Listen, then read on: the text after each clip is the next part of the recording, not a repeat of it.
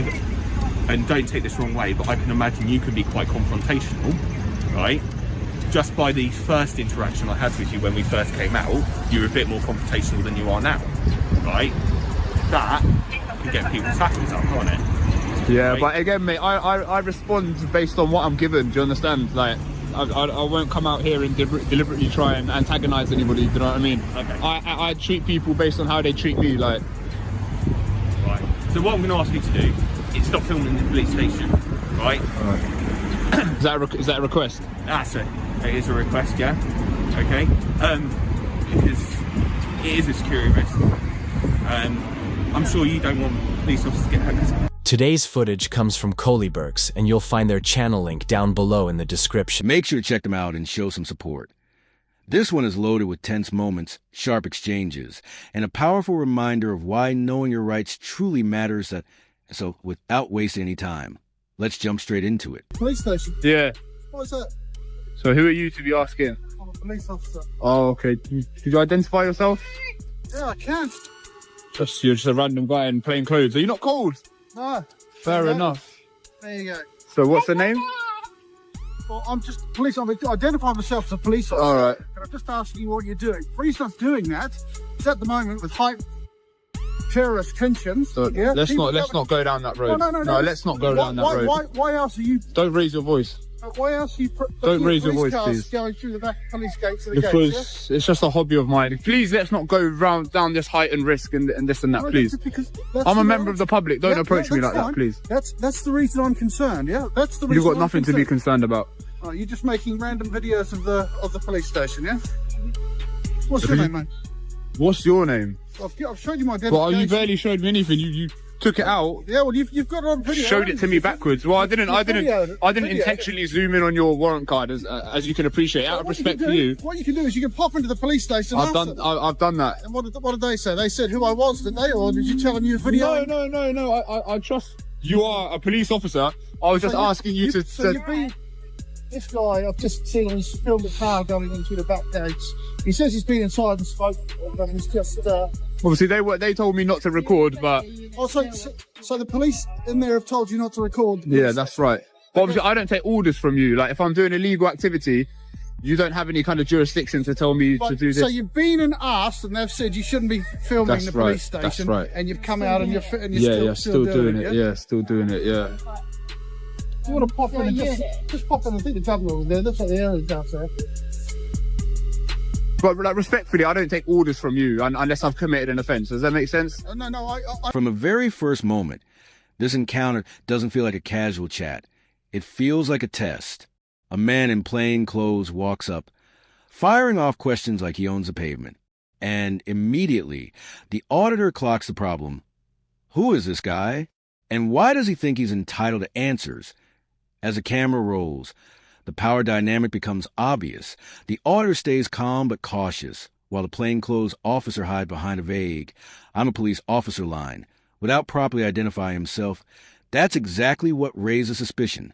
From the auditor's point of view, this is an official engagement. It's just some random man in casual clothes approaching him and demanding explanations. Then comes escalation, the nuclear word, terrorism. Instead of addressing simple public filming, the officer jumped straight into fear tactics, framing the camera as some kind of threat. The auditor shuts him down instantly. "I'm a member of the public. Don't approach me like this." And just like that, the tone for the entire video is set. This isn't a conversation, it's a clash between vague, fear-based narratives and clear, confident civil rights. I don't give you orders even if you have committed an offence. If you've committed an offence, I'll arrest you. I hope you would. Yeah, but what I'm saying is, okay, you've been in and asked and said you want to film the police station. I imagine. What did you ask? Well, I didn't ask them if I could. I just made them aware that I would be. Okay, and now you're interviewing me. I'm not interviewing me, mate. You're free to walk on and go about your day, but I'm just documenting this interaction to make sure nothing untoward happens to either of us. So you can put this on the internet and people can see who I am. People then see. I mean, what I choose to do with the footage is with my own discretion, really. It's fine. You put me at risk if you want to. That's up to you. I don't intend to put you at risk at all. Yeah, well, that's what I'm saying. By putting it on there, showing this place. You don't know where I'm going to put it. Yeah, no, exactly. So you're just making assumptions. So This is some hypothetical narrative that you don't even know, like, the outcome of this. No, I've told you what my concerns are. In this time of heightened terrorist... Who are you? Like, you're not that important. I don't think any terrorist is going to want to come after Twickenham Rowing Club. Like, so who are you? Like Boris Johnson or like... So you're insulting me now. I'm not insulting you. I just don't think you're of a relevant stature to where a terrorist would specifically target you. This is the point I'm making. So what? So you have to be important for terrorists to kill you, do you? I mean, I'm not saying you need to be important, but you're trying to make out the fact that I'm recording you for a specific purpose, whereby a terrorist may... I'm concerned as to why you're filming. What about this guy behind you? Is he with you? Is it relevant? Like, he's filming as well. He's filming you, filming me. So do you think I'm a terrorist? No, I didn't say that. Well, you opened the dialogue with suggestions of terrorism. What I said is, in this time of heightened tension, then it's unusual because I've seen you. In this part, the conversation shifts from identity to authority. The auditor explains that he already went inside the station, told staff he was filming, and was simply asked not to record.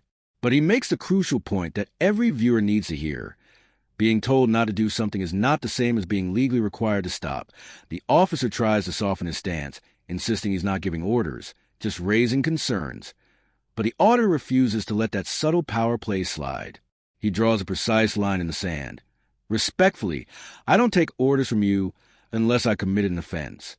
It's calm, measured, but absolutely devastating. A reminder how policing is supposed to work. Not on ego, not on emotion, on law. This moment highlights one of the core themes of the whole video. The difference between what police want you to do and what they can actually compel you to do. The tension doesn't erupt here, it simmers, and that slow, controlled burn is exactly what keeps viewers locked into the story. Filming a police car going through that gate and into the backyard. So that's a security concern. But I'm not one of these people that has got tension or friction with you. You know, I'm not one of these people protesting, or I'm not involved in any of that. I don't hold you accountable for any of this other political stuff alluding to this heightened tension. Do you understand that? Please aware an area code driving coming now. Okay, thanks. You okay? Yeah, I'm good. No, so I'm not saying that. What I'm saying to you is police stations, police officers on duty and off duty are terrorist targets. They're not. Well, I know. Civilians are targets for terrorists. If we extrapolate based on prior terrorist attacks in the city, police stations or police personnel haven't been the target. So I'm just trying to explain to you my motives. They're published, okay? They are published. Terrorists have published manifestos where they're encouraging people to speak, to attack people, and police officers are targets. Okay. So, guys, what's happened is I've down here, car's gone into the yard. This gentleman's filmed them driving in at the gate, then filmed the car going through, asking what's going on, saying I'm concerned that he's filming because police stations are terrorist targets. I don't agree that they are. He doesn't agree. I mean, it's a matter of opinion. He's told me. No, it's not. Told me he's gone inside and spoken to someone inside and said he's going to be filming, and they've told him not to do it. And he's continuing. Yeah, but remember, I don't take orders. Like, why are you filming? I'm just making a video. Yeah, but why? Just for my own recreation. I'm certainly not a terrorist. You know, I want to make my motives clear to you. I don't want to, arouse any suspicion. Say I'm a terrorist. I understand that, and you said that police stations are valuable targets for terrorists, but I don't believe that there is. There's no data that supports that argument. There is. There's no objective basis for you to make statements like that. Now the interaction takes a sharp, almost darkly comedic turn.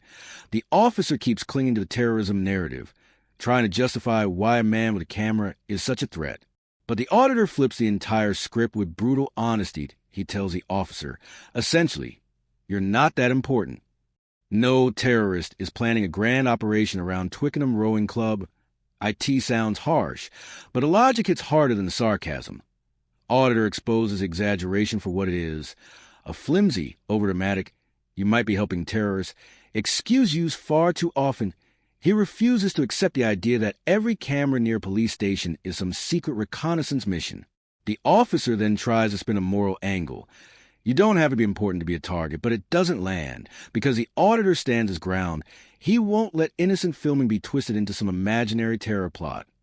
This entire segment is sharp, uncomfortable, and incredibly watchable IT shows just how quickly national security can be weaponized as a rhetorical tool against ordinary people simply exercising their rights. And specifically tell them to target No, police but stations. terrorists aim civilian dense areas. They also go after police officers. No, they don't, mate. They do. Quite There's no data that supports that. There is. No, there isn't. So when was the last time a police station in London was attacked by a terrorist? I'm not here trying to like get one over you or have a little argument, but I'm just trying to explain my point of view and the reason why I'm being responsible.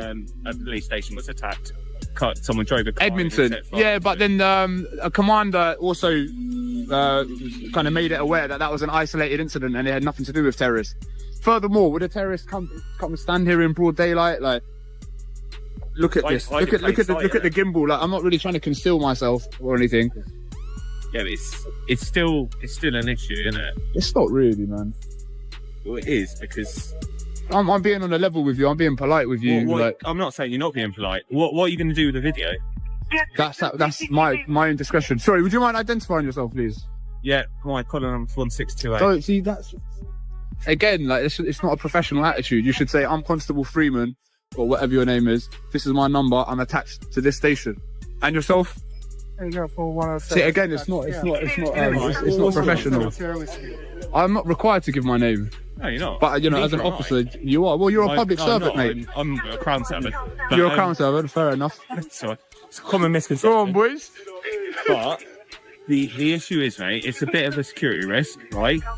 People standing outside the police station filming is a bit of a security risk, right? Especially the points you're filming, right? I can see that on Google Earth as well, mate. You can see it on Google Earth, right? So there's no any extra added incentive for me filming here. There's no some sort of leverage I'm going to gain from Google Earth's filming. also a couple of months old. Excuse me? Right? So Google Earth's also a couple of years old. Well, I mean, Here, the auditor cuts right to the core of the whole confrontation. He asks the one question that's been quietly looming since the beginning. Do you actually think I'm a terrorist? The officer tries to walk it back, but he can't fully escape the fact that he introduced terrorism into the conversation in the first place. He argues that during times of heightened alert, someone filming police vehicles entering the secure area is naturally a concern. But the auditor shuts that down with calm logic. He explains he's not protesting, he's not being aggressive, and he doesn't blame this officer for any broader political issues. He's simply filming, as a hobby, as a right, and as a member of the public. Nothing more. What makes this part so compelling is a clash between fear-driven policing and straightforward reasoning. The officer leans on the idea of possible danger, while the auditor pushes back with facts, consistency, and common sense that IT leaves viewers asking, is this really about security, or is it about control? the infrastructure of the building changed in that time. Quite a bit actually. Got refurb last week. Yeah, Okay, fair enough. very nice inside. Fair enough. It is nice. I went into the reception. It was okay there. So what is it? What is it that you want from me? What can I do? What can I do for you what can I do for you that's going to kind of make you satisfied? Again, I'm not here to make your job difficult, Okay, excellent. I appreciate that, and I thank you for that. but I will continue to film the police station, the back gate, cars coming in and out as much as I please. I need to make you aware of that. That makes me a bit suspicious. Are you suspicious of me? I'm very suspicious of you Come on, man. because you're filming the back gate of a police station. Okay, well, suspicion That's isn't a a- crime. Suspicion isn't a crime. The building isn't even that nice a building, but I would understand why you were filming that. Yeah, again, I'm not here to film the upkeep of the building. You know what I mean? You're all over there having a little laugh and a giggle. Like, I don't think it's that much friends, aren't they? of a security. Yeah, well, mate, you're saying stuff 'cause like I'm you're saying talking things like terrorists and stuff. Would you all be standing around here having a chuckle and that if a suspected terrorist was? Sorry, I'll just move out of the way. We're dealing with you, aren't we? Right. Yeah, but just in general, like, You would mind if there was 5 of us standing around you, wouldn't you? Because you'd think that was oppressive. That's why 2 of us are talking to you. And then I appreciate that, but I feel like if you had a suspected terrorist in the kind of proximity of a police station, I would expect that person to be surrounded and even cuffed and further. But again, I can assure you, and I've made assurances, that I don't have any nefarious incentive or anything like that. okay, but you wouldn't tell me if you did, would you? I wouldn't, but I could also stand here very suspiciously, not answer any questions, be intrusive, and start a bit of a bother.